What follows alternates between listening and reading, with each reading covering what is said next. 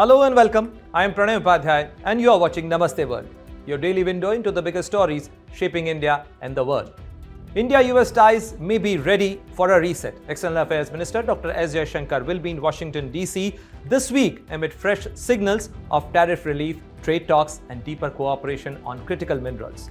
Meanwhile, India is sending a clear message to Pakistan and China: do not test us, as it announces a massive 15% defense budget hike, its sharpest push yet towards military dominance. And now turning to a crisis that could shake the entire global economy, the Persian Gulf is on the brink as a massive US armada closes in on Iranian waters and the world holds its breath over the Strait of Hormuz.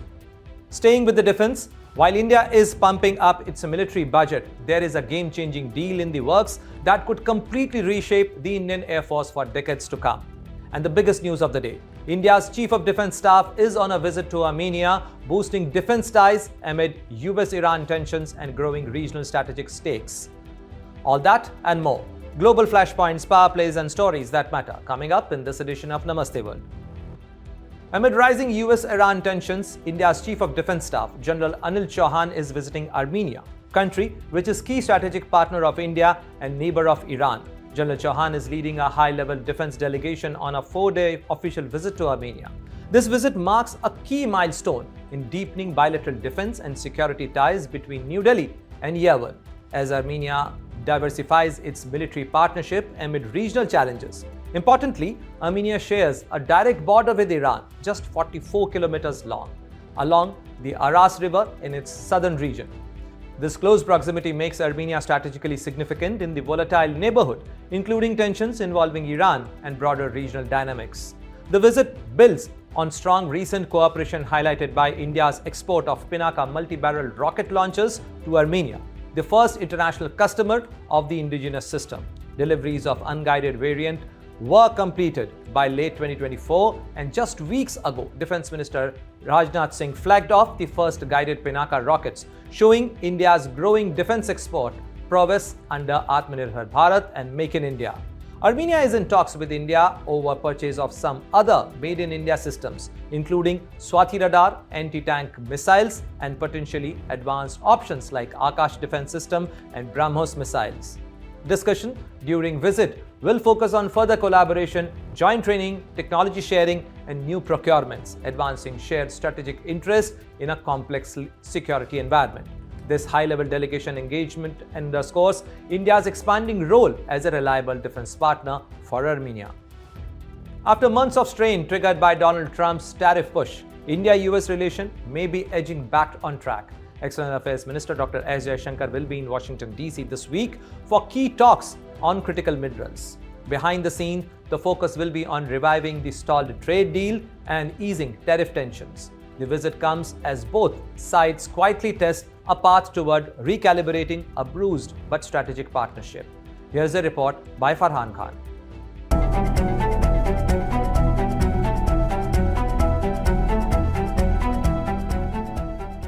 India's External Affairs Minister Dr. S. Jaishankar is travelling to the United States on February 4th and 5th, and this visit carries far more weight than a routine diplomatic engagement. Officially, Jaishankar will be in Washington to attend the inaugural ministerial meeting on critical mineral supply chains. But politically and strategically, the visit comes at a time when India-US relations are trying to recover from months of strain. This will be Jaishankar's first bilateral visit to the US in 7 months. His last visit took place before President Donald Trump unleashed a fresh round of tariffs on India. Since then, ties have hit a rough patch, driven largely by trade disputes, tariffs, and disagreements over India's energy purchases. The most sensitive issue remains the delayed India-US trade agreement. With India recently finalizing a major trade deal with the European Union, pressure has mounted on Washington to move forward. The Trump administration, which has used tariffs aggressively, including against India, now appears to be signaling a possible rethink. US Treasury Secretary Scott Bessent recently hinted that the 25% additional tariffs imposed on India for buying Russian oil could be rolled back, noting that Indian refinery purchases of Russian crude have fallen sharply. Adding to this, Washington has reportedly told New Delhi that it can resume buying Venezuelan oil to offset reduced Russian imports. Put simply, the US may be looking for a face-saving climb down, and Jaishankar's visit could be the moment to reset the conversation. Signs of renewed engagement are already visible. Just days before the Washington trip, Jaishankar met Sergio Gore, the new US ambassador to India, along with a bipartisan congressional delegation. The discussions focused on trade, defense cooperation, and critical minerals, exactly the themes expected to dominate Jaishankar's US engagements. These meetings are widely seen as groundwork for his talks in Washington, including discussions with Secretary of State Marco Rubio and participation in the Critical Minerals Ministerial. There has also been consistent high-level political contact. In December, Prime Minister Narendra Modi and President Trump held a phone conversation described as warm and forward-looking. Earlier this month, Jaishankar and Rubio spoke and covered trade, energy, defense, nuclear cooperation, and critical minerals. Finally, India's participation in the critical minerals meeting highlights its growing role in global supply chain diversification. For the US and its partners, this effort is aimed at reducing reliance on dominant suppliers, especially China. Jaishankar's visit is about repair, recalibration, and realism. After months of friction, both sides appear keen to steady the relationship, and this visit could determine whether India-US ties truly get back on track or merely pause their turbulence. With Farhan Khan, Bureau Report, India Today Global. India's defense budget just got a massive boost. The government has raised military spending to 7.85 lakh crore, a sharp 15% hike, and capital expenditure up by 28% to fund new weapons and modernization. Post-Operation Sindoor, the message is loud and clear. India is doubling down on military readiness. Here is a report by Harsh Mishra.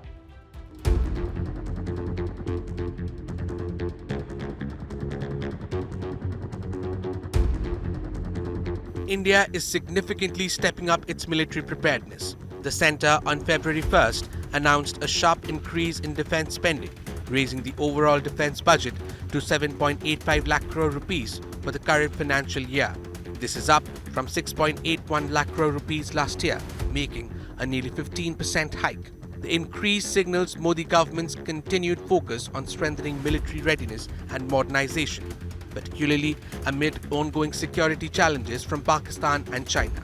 The move also comes in the backdrop of last year's brief conflict with Pakistan, which underlined the importance of sustained combat preparedness. Interestingly, despite the scale of the increase, Finance Minister Nirmala Sitharaman did not make any defence-specific policy announcement during her budget speech. The intent, however, is clear from the numbers. One of the biggest highlights of this year's defence budget is the sharp rise in capital expenditure, which funds modernisation and the acquisition of new weapons systems. Defence capital outlay has been raised by 28% from 1.8 lakh crore rupees last year to 2.31 lakh crore rupees this year. The enhanced allocation reflects a clear push towards upgrading India's military hardware and accelerating domestic defence manufacturing. Just last month, India cleared a 3.2 lakh crore rupees deal to acquire 114 Rafale fighter jets from France, one of the largest fighter aircraft acquisition in the country's history. The government has also exempted basic customs duty on raw material imported for manufacturing parts used in the maintenance, repair and overhaul of defence platforms. This move is aimed at lowering costs and strengthening the domestic defence ecosystem. Over the past decade, India's defence spending has steadily risen in absolute terms. Total defence expenditure has grown from 2.94 lakh crore rupees in 2015-16 to 7.85 lakh crore rupees in 2025-26. Capital expenditure has seen an even sharper rise, increasing from 83,614 crore rupees in 2015-16 to rupees 2.31 lakh crore this year. However, defence spending as a share of GDP has remained relatively stagnant. In 2025-26, defence allocation stands at 1.9% of GDP compared to Pakistan's 2.3% last year. This year's defence budget also reinforces the government's emphasis on Make in India and Atmanirbharta in defence manufacturing. The The urgency of self-reliance became evident after Operation Sindoor, which highlighted the operational effectiveness of indigenous systems such as the Akash air defense system and the Naksatra loitering munition. India's defense manufacturing sector is already seeing tangible gains. Defense production touched rupees 1.5 lakh crore rupees in financial year 2024 to 25. Indigenous output rose to 1.27 lakh crore rupees in financial year 2023 to 24, a 174% increase compared to 2014 to 15. Defense exports have also hit record levels, reaching rupees 23,600 crores in financial year 2024 to 25. Key exports include the BrahMos supersonic cruise missile, Akash surface-to-air missile systems, and Pinaka rocket launchers supplied to countries such as France and Armenia. Taken together, this year's defense budget reflects a clear strategic message.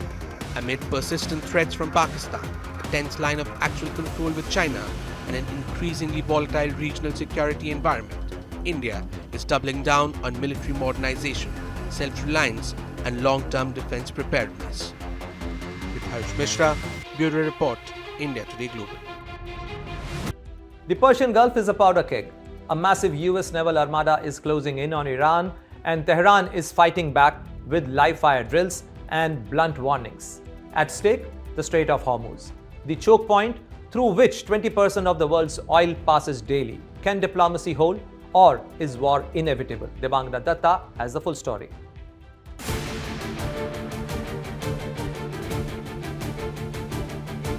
The Persian Gulf is on the brink. A massive US armada, led by the aircraft carrier Abraham Lincoln, is closing in on Iranian waters.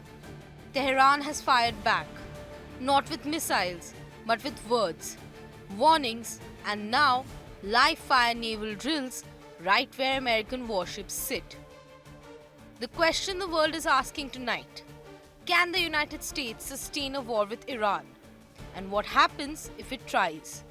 To understand this crisis, you have to understand one narrow stretch of water, the Strait of Hormuz.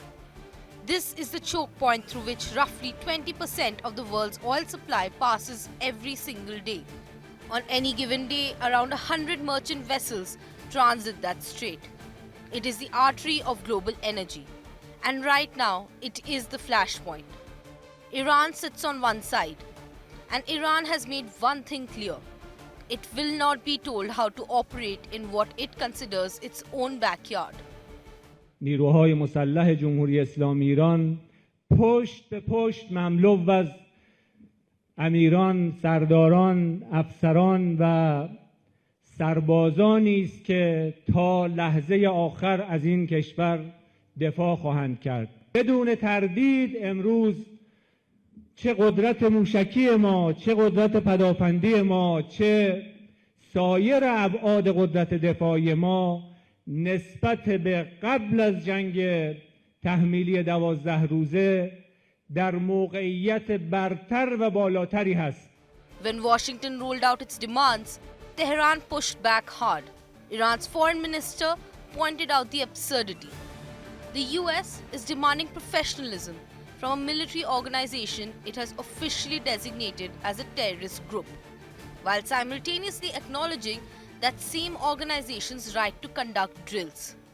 US Central Command issued an explicit warning to Iran's Islamic Revolutionary Guard Corps, the IRGC. CENTCOM laid out a clear red line: no unsafe overflights of US vessels, no armed approaches, no weapons trained on American forces. The language was blunt and deliberate. But here is the critical context. The IRGC is not just any military unit. It is a designated terrorist organization under US sanctions. And yet, it is the single most powerful military force in Iran, the regime's most loyal and lethal arm. When CENTCOM tells the IRGC to stand down, it is essentially telling the backbone of Iran's entire defense apparatus to back off. That is not a warning the IRGC takes lightly.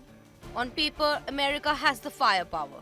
At least 10 warships, 42 transport aircraft deployed in a single week, an aircraft carrier strike group, the most advanced military on the planet. But firepower is not the same as sustainability. Iran is not a distant adversary. It knows this region, the geography, the coastlines, the shallow waters. Iran's senior security officials have said plainly, they are not limiting their response to the sea. They have prepared for broader and more advanced scenarios.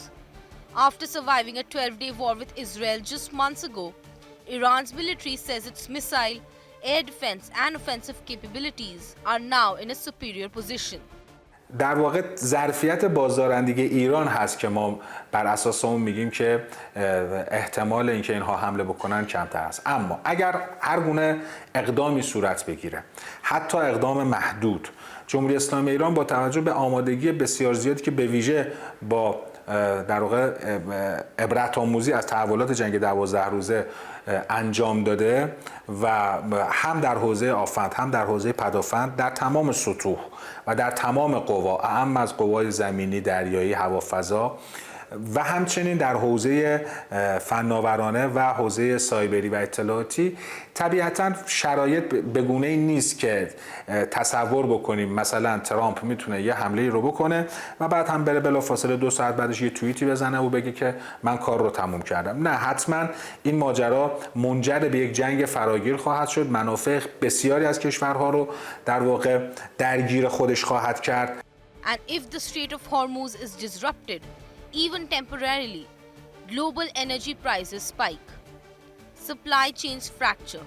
The economic fallout would hit far beyond the Middle East. Behind the threats, diplomacy is moving fast. Turkey, Qatar, Egypt, the UAE. Regional players are all making calls, all pushing for de-escalation. Turkey's President Erdogan has offered to act as a direct facilitator. Egypt's foreign minister has spoken to counterparts on both sides in the same 24 hours. And a senior Iranian official, Ali Larijani, said that contrary to the war headlines, a framework for negotiations is in fact taking shape. But the gap remains wide. Washington wants Iran to halt enrichment, cap its missiles, and pull back its proxies. Tehran has rejected every single condition. همینطور باید قاطعانه عرض بکنم توانمندی دفاعی ایران و موشک‌های ایران هرگز موضوع هیچ مذاکره‌ای نخواهد بود. هیچ کشوری فکر می‌کنم آماده نیست که در مورد امنیت خودش و در مورد دفاع خودش بخواد با کسی دیگری مصالحه بکنه. امنیت مردم ایران به هیچ وجه به هیچ کس دیگری مربوط نیست و ما توانمندی‌های دفاعی خودمون رو به هر میزان که برای دفاع از کشور لازم باشه حفظ خواهیم کرد و گسترش خواهیم داد. The US can project power into the Persian Gulf. It can deploy carriers and destroyers and issue warnings. But sustaining a war with Iran in Iran's own waters in a strait the world depends on is a very different calculation. The military advantage is real. The strategic, economic and geopolitical cost could be staggering. Tonight, both sides have their fingers on the trigger. The world is watching the Strait of Hormuz and waiting to see whether diplomacy wins this race or whether the guns do. With Debagna Datta, Bureau Report, India Today Global. India's fighter jet crisis just hit a critical turning point. Advanced talk with Russia for the licensed production of the Sukhoi 57 stealth fighter has entered a deep technical stage, and the Indian Air Force cannot afford to wait. With squadrons running dangerously low post-Operation Sindoor, this deal could be India's most decisive air power move yet. Here is a report by Rudrashish Kanjilal.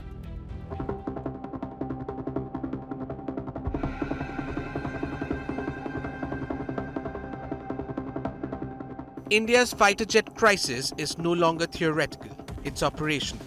And behind the scenes, a high-stakes negotiation is now reaching a decisive phase, one that could reshape the Indian Air Force for decades. India and Russia are in advanced negotiations for licensed production of the Su-57 fifth-generation stealth fighter. The talks are deep, they are technical, and they are happening at a moment when the IAF can't afford delay. So why now? And what does this deal really change? Russian and Indian defense negotiators have moved into what officials describe as a deep technical stage of talks for joint production of the Su-57 in India. The signal came from Hyderabad. On the sidelines of the Wings India Air Show at Begumpet Airport, United Aircraft Corporation CEO Valdim Badeka dropped a carefully worded but powerful message. Russia-India negotiations for licensed production of the Su-57 have entered what he called a deep technical stage. This is not exploratory dialogue. This is engineering-level negotiation covering manufacturing processes, systems integration, localization, and long-term sustainment. The proposed model centers on producing the Su-57 at India's existing Su-30 MKI facilities, infrastructure that is already operational, proven, and deeply integrated with Indian defense industry partners. The goal is clear: maximize Indian components, maximize domestic industry participation, and anchor the program firmly within India's long-term aerospace ecosystem.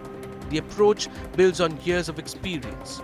The Su-30 MKI program demonstrated that Russian airframes can successfully integrate Indian avionics, sensors, weapons, and mission systems. That same industrial logic is now being extended to a fifth-generation platform with far greater stakes.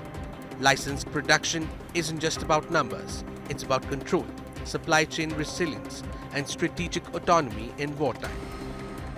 The Su-57 discussions are also part of a broader expansion in India-Russia aerospace cooperation.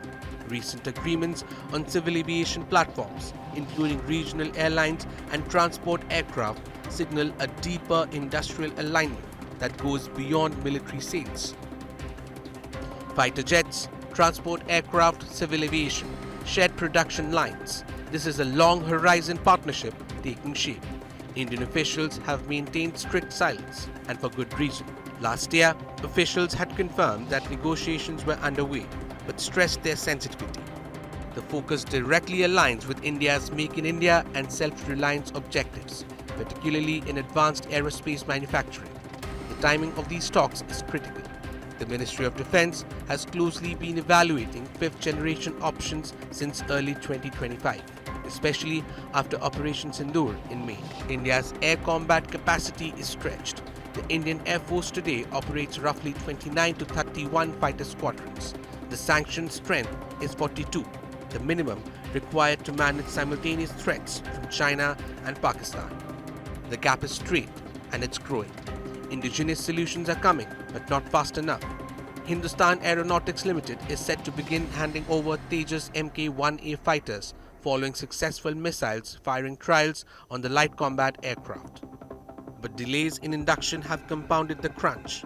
Numbers matter, and capability matters even more. Stealth, sensor, fusion, networked combat. These are now baseline requirements, not future ambitions. This is why the Su-57 negotiations matter right now, not as a procurement story, but as a strategic inflection point. Licensed production would give India immediate credibility, long-term industrial leverage, and breathing room as indigenous programs mature. In an increasingly hostile airspace, that combination could be decisive, because in modern warfare, air power doesn't wait, and neither does the threat. Bureau Report, India Today Global. As we wrap up today's show, here's a quick look at the top stories making waves around the world.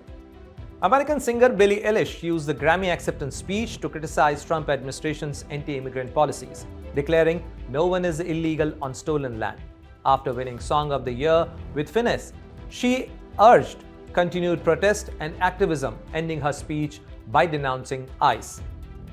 A Japanese survey suggests Prime Minister Sanai Takashi's Liberal Democratic Party is heading for a landslide win in Japan's lower house elections. A stronger mandate could accelerate her big spending tax cut agenda, raising concern over Japan's finance and bond yields. In Latin America, right-wing candidate Laura Fernandez is on the verge of winning Costa Rica's presidential election after taking a commanding lead in partial results. Her main rival, Alvaro Ramos, conceded defeat, pleading to serve as a firm but constructive opposition. And that brings us to the end of today's edition of Namaste World. From breakthrough in technology and business to political developments and natural disasters. Stay tuned as we bring you the latest updates, key developments and more from New Delhi to New York. See you again tomorrow, same time, right here on Namaste World.